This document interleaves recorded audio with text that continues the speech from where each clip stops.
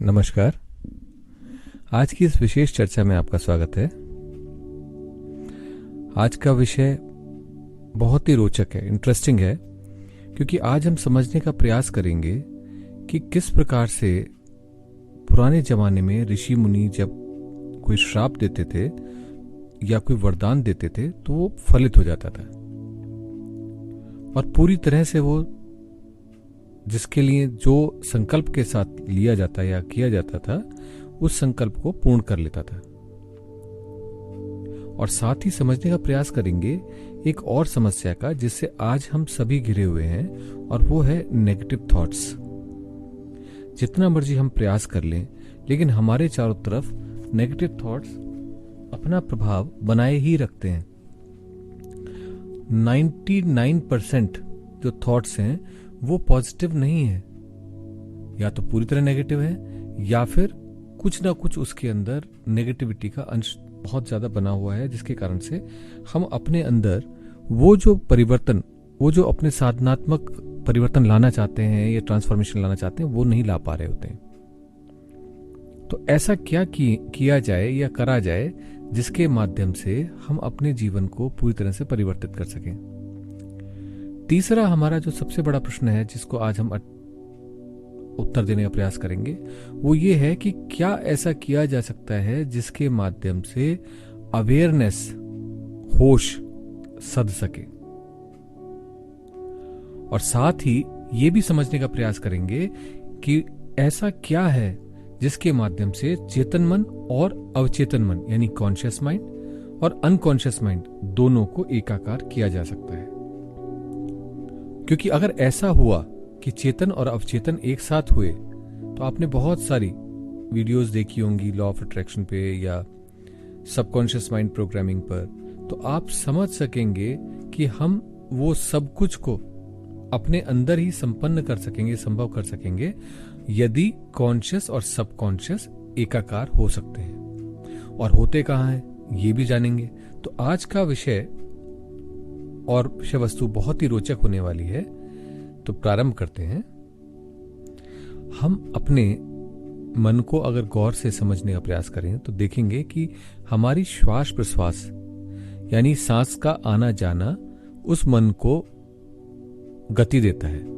और ऐसे में यदि हम ऐसा कुछ करें जिसमें मन सांस के साथ ही आना जाना प्रारंभ कर दे तो स्वतः ही वो जो वॉन्डरिंग थी मन की, इधर उधर भटकाव था, वो भटकाव सीमित होने लग जाता है।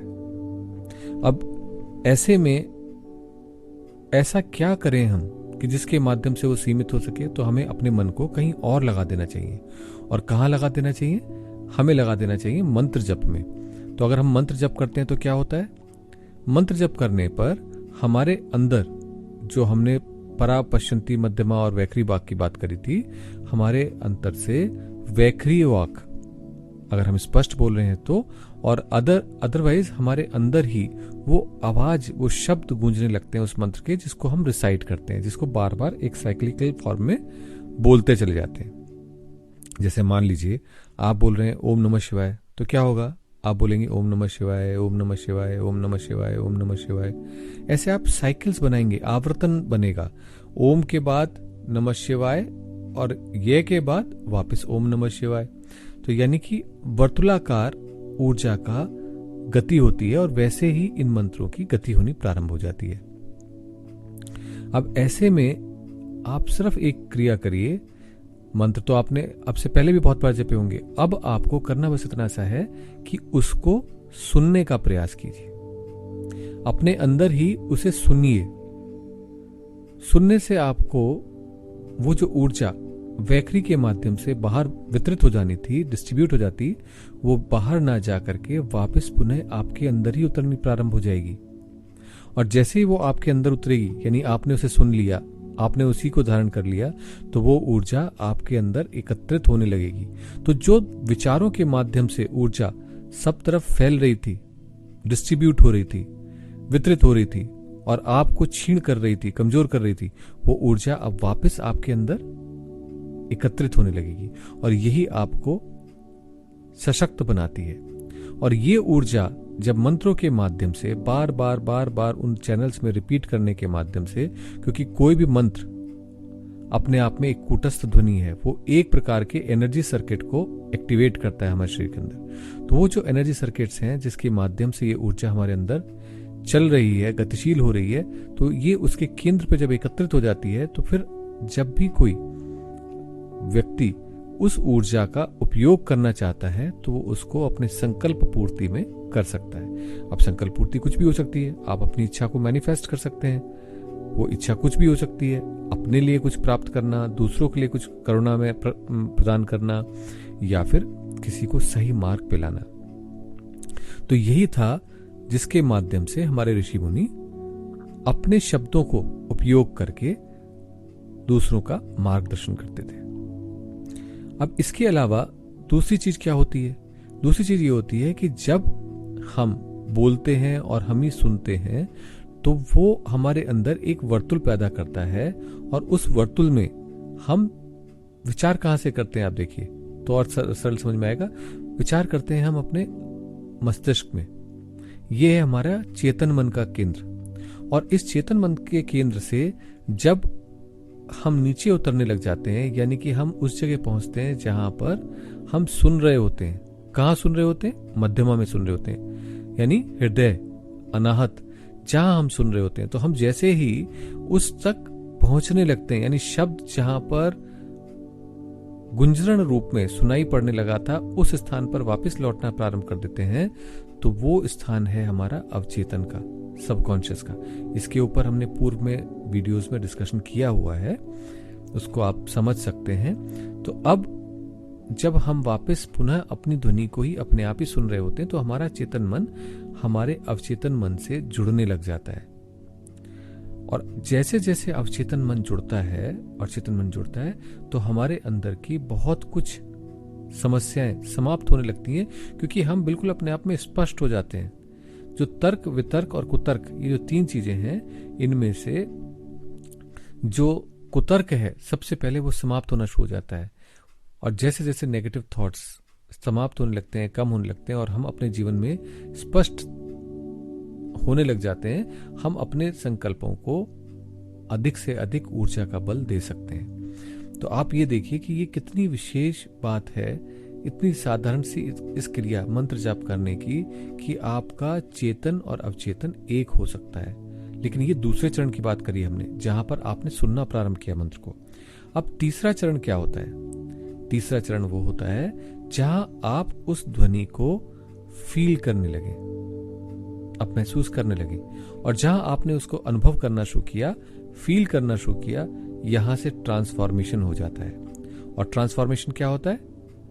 आपको लाइट, प्रकाश दिखने लग जाता है, प्रकाश में आकृतियां दिखने लग जाती हैं, वो ध्वनियों की वाइब्रेशंस को आप पकड़ने लग जाते हैं, आप समझने लग जाते हैं कि आपके चारों तरफ सारा संसार और कुछ नहीं है, सब कुछ ध्वनियां हैं, सब कुछ आवृत्तियां हैं, ऊर्जा के चक्र हैं, ऊर्जा के घनीभूत रूप ही पिंड रूप में हमें दिखाई दे रहे हैं, फॉर्म में हमें दिखाई दे रहे हैं चारों तरफ। तो ये अवस्था तो बहुत ऊंची हुई, लेकिन इस अवस्था की ओर गति करने के लिए जो प्रारंभिक बिंदु हुआ वो आपने देखा कितना सरल है।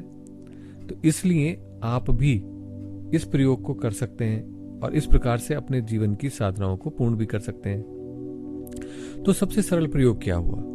सबसे सरल प्रयोग हुआ ऐसा मंत्र जो श्वास के आने जाने से संबंधित है, वो अगर हम रिसाइट करें, उसी की अगर हम जप करें, तो उसे अजपा जप भी कहते हैं।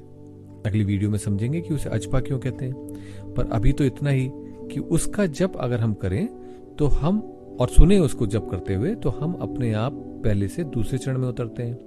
और जब उस ऊर्जा को हमारे अंदर सफिशिएंट मात्रा में एकत्रित होने लग जाती है और हम उसको अनुभव करने लगते हैं, तो हमारे सारे नेगेटिव विचार दूर हटने लग जाते हैं, हमारा मन पावन और पवित्र बनने लग जाता है।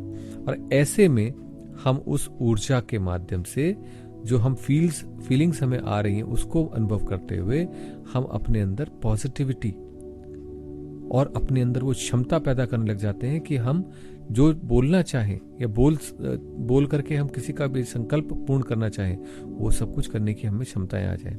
और इसको क्या कहते हैं? इसको कहते हैं सिद्धि।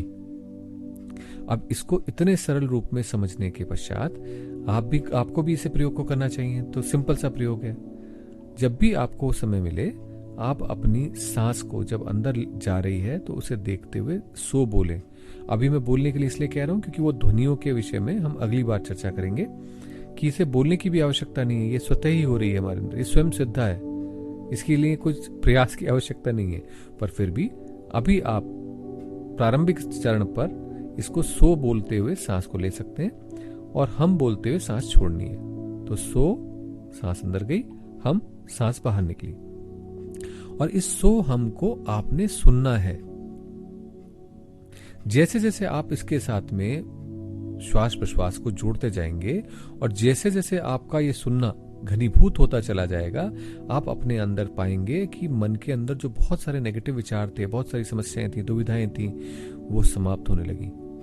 और आप ये भी देख पाएंगे कि बहुत कुछ जो आप चाहते थे स्वतः होने लगा। यही है उस कॉन्शियस और सबकॉन्शियस माइंड का मिलना। और ये भी आप अनुभव कर पाएंगे कि जो आप संकल्प लेते हैं वो संकल्प भी पूर्ण होने लगे। तो कितना सरल सा प्रयोग है। इसलिए सोहम के अपनी श्वास प्रश्वास के साथ जपिए कुछ देर के लिए और अनुभव कीजिए, उसे सुनिए और सुनते हुए अनुभव कीजिए कि आपके अंदर क्या आलोड़न विलोड़न हो रहा है। तो 3 चरण हुए। पहले चरण में आपने उसको श्वास प्रश्वास के साथ सो हम क्रिया करनी है। दूसरे में उस सो हम को आंख बंद करे करे अंदर ही अंदर सुनना है। और तीसरे में जब आप उस स्तर तक पहुंच सके तो ये अनुभव करना है कि क्या हो रहा है उससे। और आप देखिए पूरा जीवन ही ट्रांसफॉर्म हो जाएगा। तो आज के लिए इतना ही। अगली बार और इसके विभिन्न पक्षों को, पहलुओं को समझने का प्रयास करेंगे। नमस्कार।